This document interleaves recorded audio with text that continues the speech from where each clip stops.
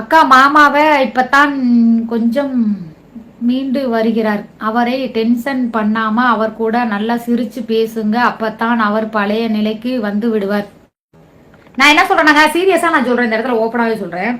அந்த வீட்டோட பணம் இருக்குல்ல, உங்க அம்மா இருந்த ஒட்டி வீட்டோட பணம், அது யாருக்குமே கொடுக்க வேண்டாங்கிறேன். நான் யாருக்குமே கொடுக்க வேண்டாம், கொடுக்க விட மாட்டேன்.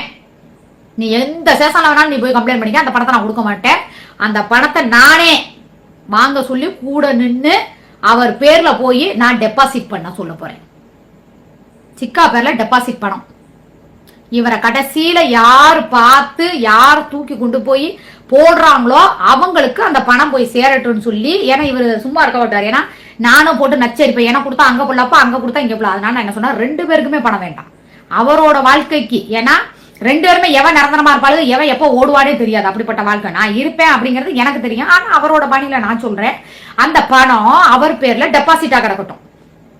வர்ற வட்டி காசா அவர் மருந்து மாத்திரை வாங்குறதுக்கோ செலவுக்கோ வச்சுக்கட்டும். இல்ல பேரறிஞான் பேரனுக்கு செலவழிச்சுட்டு போட்டோம். இல்ல அப்படின்னா அந்த பணம் முழுக்க முழுக்க அவருக்கு தான் போய் சேரணும்.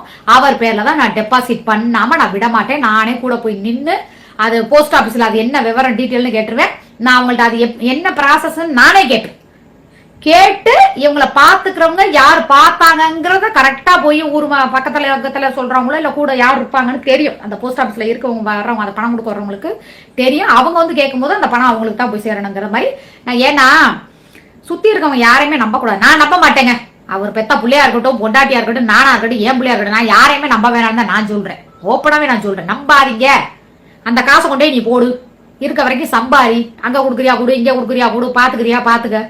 ஆனா அந்த பணம் உனக்கு தான் டெபாசிட் ஆகும். நான் சொல்றது கரெக்டா தப்பான்னு சொல்லுங்க. எவளுக்குமே கொடுக்காத, 2 பேருக்குமே வேண்டாம். பேரன் பேத்தியமா போதும், எழுதி வச்சுட்டாரு, எங்கிட்ட எல்லாம் பார்த்தாச்சு முடிச்சாச்சு, எல்லாம் போதும். இனி அவர் பாதுகாப்புக்கு அவர் இருக்கட்டும். ஏன்னா முடியல, அவர் அடிக்கடி அவரே நெஞ்ச பிடிக்கிறாரு. சுகர் பிரஷர்லாம் ஏறிடுது, திடீர்னு பிரஷர் ஏறிடுது அவருக்கு.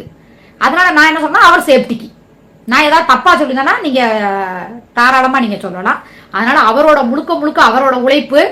இவர் கஷ்டப்படுறப்பெல்லாம் அந்த அம்மா பாவம், நான் 2 நாளா ஆள் இல்ல, இந்த 4 நாளா நாங்க போய் இவருக்கு ட்ரீட்மெண்ட் போயிருந்தோம். அப்பெல்லாம் அந்த அம்மாவுக்கு வந்து மாமியாரை பாக்குறதுக்கு பாவம் மனசு இல்ல. அந்த 3 நாள் வந்து அந்த 20,000 ரூபாய் பணம் வாங்குற வரைக்கும் அந்த அம்மா அப்படியே நட்டுச்சு. மாமியா மேல பாசமா இருக்க மாதிரி பாத்துருமா பாருங்க, என் மாமியா காலை பாருங்க, என் மாமியாவை பாருங்கன்னு அப்படியே சீனா போட்டுச்சு. அந்த 2 நாளுக்குள்ளேயே முடியல. Dust allergy எனக்காம்.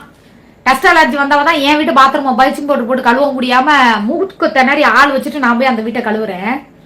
நான் எப்படி தேய்ச்சி கழுவுனே, நான் என்ன எவ்வளவு வேலை பார்த்தா பக்கத்து வீட்டுக்காரப்புல சொல்லுது, அக்கா நீங்க என்னக்கா நீங்க எல்லாம் போய் பாக்குறீங்களான்னு, இதுல என்னப்பா இருக்கு விடுப்பா அப்படின்னு சொல்லி நான் கழுவுறத லைவ் போட்டுருந்தா நீங்க எல்லாரும் பாத்துருப்பீங்க.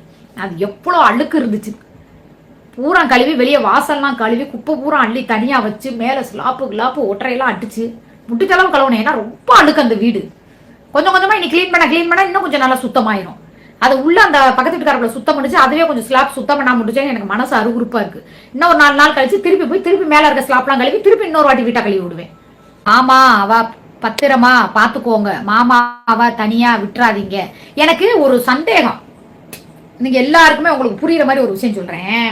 இந்த சுமியம்மா கமாண்ட்ல போய் யாருமே மாமா பத்திரமா பாத்துக்கக்கா, அவர் பாவம்க்கா அப்படின்னு ஒருத்த கூட நீங்க கமாண்ட் போட மாட்டேங்கிறீங்க. ஆனா ஏன் கமாண்ட்ல வந்து உங்களுக்கு அநியாயமா இருக்காடா, வாழ்றதுக்கு பொண்டாட்டி அக்கா சுமி அக்கா கூட போங்கிறீங்க, மாமனை பத்திரமா பாத்துக்கிறதுக்கு என்ன இருந்தாரு 50 பேர் என்ன போடுறீங்க. அக்கா மாமாவை திட்டாத, மாமா பாவம், நீ தான் வந்து ஒரு தாய் மாதிரி இருந்து பாத்துக்கணும் வச்சுக்கணும், அக்கா பாத்துக்க, அக்கா மாமா பாத்துக்க, அக்கா மாமா. இதுக்கு மட்டும் உங்களுக்கு லொக்கா வேணாம். ஏன்டா சொத்துல பாதி கேட்கறாரு, அங்க போய் ஏதாவது கேக்குறீங்களாடா? எங்க அக்கா மட்டும் புருஷனுக்கு சுடுதண்ணி வச்சு கொடுக்கணும், கைகால அமுத்துறதுக்கு எங்க அக்கா வேணும், சொத்தை மட்டும் நீ பாதி பங்கு கப்பியாடி, எந்த உரிமையில நீ கேட்கறான்னு சொல்லி அங்க போய் 4 கழுவி ஊத்துங்கடா. ஏன்னா இங்க வந்து மட்டும் எதுக்கு அக்கா வந்து மாமா பாத்துக்கன்னு சொல்றீங்க? நான் தான் இழிச்சாச்சிருக்கியா கேக்குறேன். எங்க அம்மா என்ன அப்படியா பெத்து விடுச்சேனியா? ஒத்த புள்ளன்னு கருவேப்பிள்ளையா பெத்து விடுச்சுரா, அழுகுதுரா தலையால அடிச்சுக்கிட்டு. நான் வீட்டை விட்டு போறேன்டா, போங்கடா.